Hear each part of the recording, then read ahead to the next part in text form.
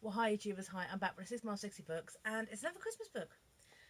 An Island Christmas by Jenny Colgan. Now, this came out last year, but I didn't know about it, okay? And I saw this in the library, picked it up, it's now in paperback too. And this is obviously a library copy, and there's a few things I want to talk about. Now, first of all, I love Jenny Colgan's work, okay? Absolutely love it. However, this book contains some errors, okay, some typos, and I'm going to discuss those first, just kind of get out of the way. Now, first of all, okay, is this bit here. This is a character called Trip who comes in, okay? And he says here, Trip was feeling jet lagged and confused. Why was it so damn freezing around here? He thought of all the instructions he'd been sent with following the hastily convened family meeting back in Delaware. Okay? Then it says here, okay?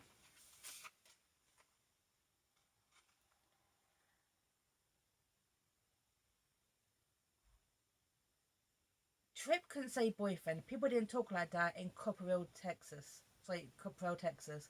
I mean, the idea of it. There was a gay bar in Austin, but they were all like that up there. Okay, so Delaware and Texas, I looked it up on the map because I was just curious. Maybe it's just a district thing. Maybe they're just like one town over. They're about 1,000 miles apart. Okay. Now, another example is this bit here towards the end. Okay. When this line here. It's about Colton, who is the rich billionaire who's married to Finton, who is tragically dying, okay, of cancer. And this bit here. Joel put a hand on Joel's arm. Now, I'm assuming it was Colton who put a hand on Joel's arm. But that was another typo.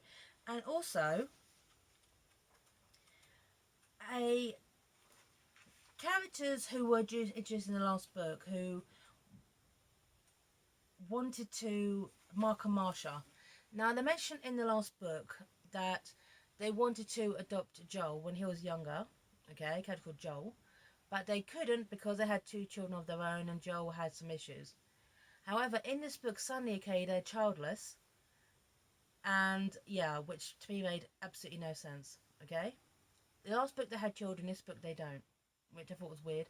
However, so yeah, so Marsha and Mark suddenly went from having a family to having none, and so yeah, it's like that. So that was kind of glaring to me, and I can let it pass because maybe this was done quickly.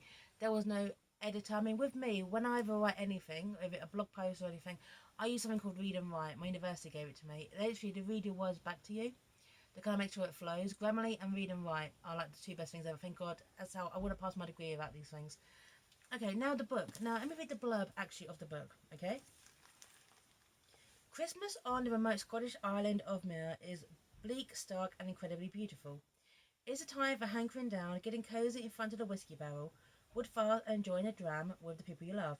Unless, of course, you're accidentally pregnant with your ex-boss's child, and you don't know how to tell him. What should be the season of peace and goodwill on earth? Will Joe think Flora is a bearer of glad tidings? Meanwhile, Saif, the doctor and refugee from war-torn Syria, is trying to enjoy his first Western Christmas with his sons, but without his missing wife. Can the little family possibly find comfort and joy? Right, so that's, and I'm sad to say this, and I'm really sad as a fan of Jenny Colgan's books, but you have Flora find out she's pregnant with Joel's baby. Also, Flora's gained a couple of years. She was in her late 20s, kind of mid 20s, 2 books ago, and now she's about, we was 31, so she's gained a few years. Her and Joel's relationship is just weird. Okay, they don't even seem to communicate. Joel can't even say the word boyfriend, say girlfriend and boyfriend. Okay, now I also don't understand. Now, in the last book, Joel he had a nervous breakdown. He had some psychological issues he needed to work through, which is fine. Men's mental health is not really treated brilliantly in books, but also how he was treated as well by the other people. Because he's hesitant about when he found out he was becoming a father, people kind of treat it like that's a bad thing. And you can imagine, okay, some people going through the emotional issues and going through the child that he had, maybe he would be hesitant about this. It is kind of treated as a bad thing that he's not jumping for joy, which I kind of definitely thought was a little bit wrong. Okay, then you have Trip coming in, who I just mentioned, who was from Delaware or Texas. Now, Trip is Colton's brother, who is brought in as the stereotypical Texan. But he's, he says the word faggy twice, okay, and we find out why the family kind of split up, if you will, why Colton wants something more to do with his family. It's kind of like, yeah, Colton had a rubbish childhood growing up. He wasn't the son his father wanted him to be. So when he got a scholarship, he pretty much just walked out and never looked back, except for money on occasion. And basically, Trip is there for money. But Trip kind of warms up to a bit and kind of atones for his actions, because at the end of the day, he is family. But you sit there reading this and you think, well, Colton walked out on his family, but what about his sister? What about his mother? We never kind of see the side of this. And it was a little bit a little too late. And also, and I'm saying it as someone who's used this herself. Okay, I've used this myself. The whole kind of kicked out because you're gay. I've used that myself. So the thing is, well, I kind of need to see a bit more of that. It should have been established more in the last book. That the reason why Calder's family aren't there was because of this, to kind of give a bit more incentive, a bit more push. We never ever had that, and which I thought was a total shame, because obviously in the last book, Colton and Finton got married, and his family weren't there. There was a mention of why they weren't there. They were just not there. Right. I actually didn't realize he had a family until now. It just seems weird, okay, like a couple of books into the Mure Island, if you will. They're kind of bringing the billionaire's family. But at the end of it, you know, Trip is redeemed. Kind of, he's not as bad as everyone kind of makes out to be. There was a bit the whole kind of stereotypical Texan who doesn't, who's never met a gay person. The mention of, oh, he probably voted for Trump. Yeah, yeah. So, here you go, this bit here. You never came back even once. To what? See you kicking me up and down the football field and laughing with your buddies? Your dad screaming at me to be a man in front of the whole neighbourhood? I mean, tell me more of what I'll be missing in a one horse shithole. Vote for Trump, did you? Do you see what I mean? Yeah, this is like that. And also, so that was a little bit jarring in comparison to the rest of the book. And also, now I'm going to talk about Saif, okay? This bit here. Lorna, who is at this point got this kind of on and off again thing with the Doctor, is choosing the nativity play. There's no auditions, okay? You go. There's always a nativity play to get underway. Past allocations were always a nightmare. Plus, the amount of farm children who thought it was totally unfeasible that the favourite coup didn't get a part was an annual challenge. Lorna found at the register it would make sense to ask Abraham, Sarah's son, to play Joseph. After all, he and his brother Ash were the only Middle Eastern children they had. On the other hand, wouldn't it be sensitive to ask him to act out a major part in a Christian story as a non-Christian? On the other hand, why would that matter? On the other hand, would she look tokenistic by putting the only non-white child in the main role? On the other hand, yep. If she didn't cast him, would she look ridiculously racist seeing as he was right there? On the other hand, might Saif not like it? It was literally any other parent at the school she would just call them. And there was that history, hers and Saif's. Exactly. Now Lorna comes across as quite selfish here. On the other hand, okay. Now these two children are the only two Muslim kids at the school. And can I just say that even though Saif is a Muslim as of his sons, there's no mention of their faith. There's no mention of a separate room where like these children can pray towards Mecca. There's no mention of any holidays that they've celebrated on the island in any small capacity. So I just want to point that out, okay? That's not in the book either. So Joseph was Ibrahim Hassan, and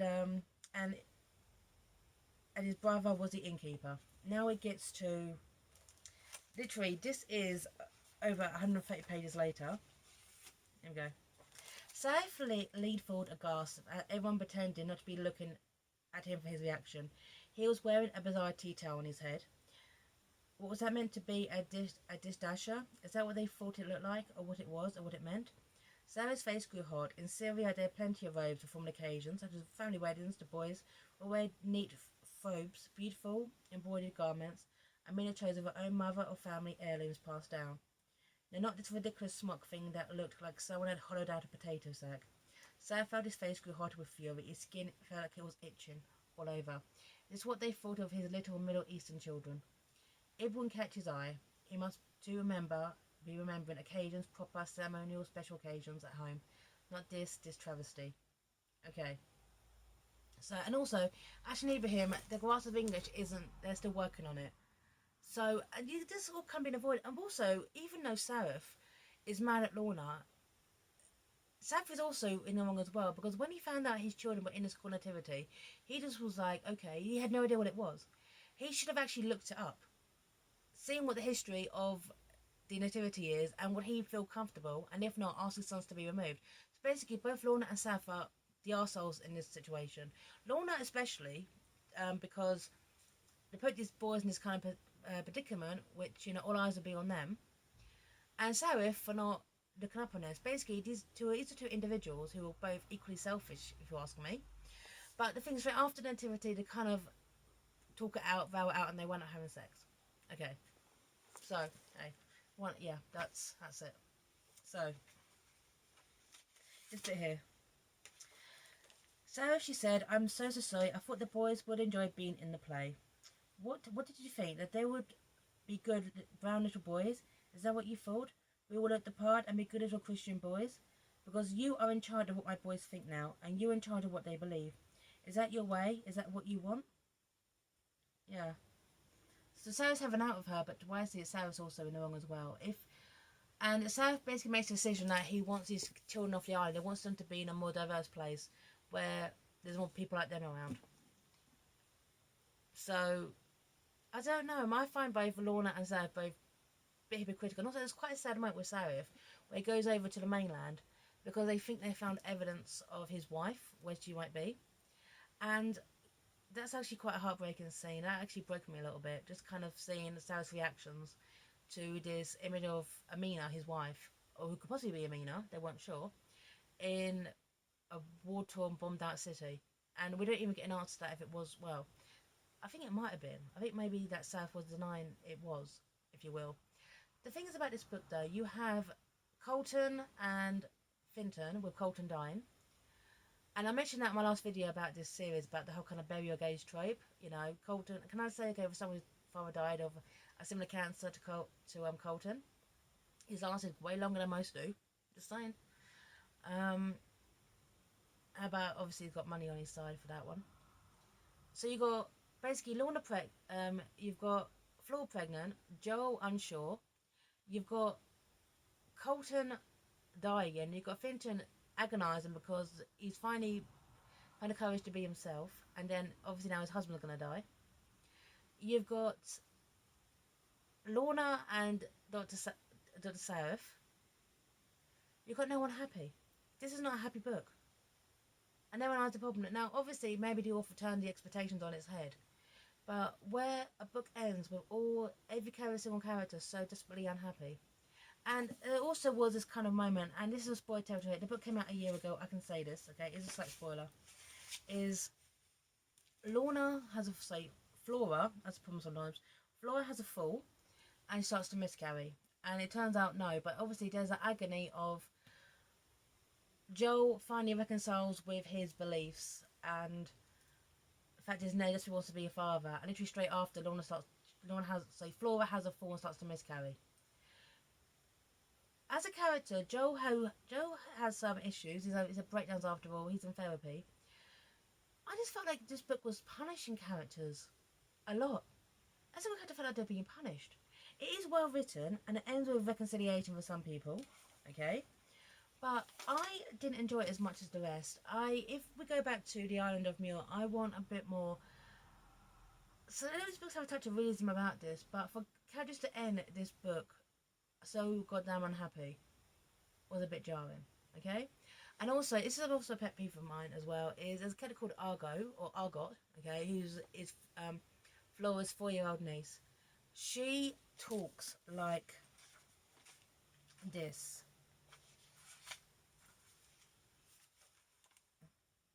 Yeah.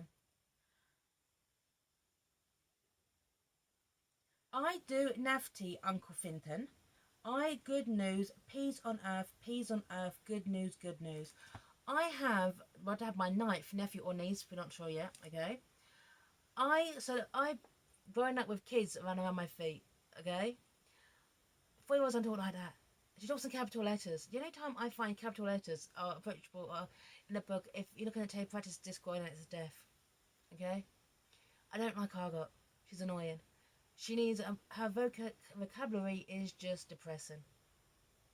So I enjoyed the writing of this book, if you will, even with the errors, because you can't help that. It was just maybe an earlier batch and it had been corrected. However, I didn't enjoy the characters. I didn't enjoy the content. I didn't like how goddamn depressing it was. So I hope next time we go back to me, it's a bit more happy. But I truly hope so. So anyway, sign off here. Loves and bye now.